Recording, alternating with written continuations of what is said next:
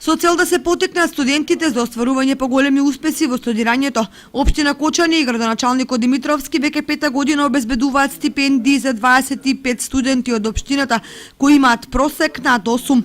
Оваа година имаме пријавено 37 кандидати, од кои 11 не ги исполнуваат условите заради тоа што немаат просек кој што е повисок од 8.00 или се бруцоши или пак средношколци. Значи, за средношколци и за бруцоши нема предвидено стипендии и оваа година како и минатите. Една од стипендиите е наменета за студент припадник на ромската националност. Без да ги исполнуваат условите може да добијат стипендија. Оваа година имаме само еден таков кандидат пријавен. Секако дека ќе ја земе таа стипендија која што е во износ од 2500 денари. Оваа година приоритет се дава на студентите корисници на социјална парична помош или деца на самохран родител со цел да се намалат трошоците во учебната година.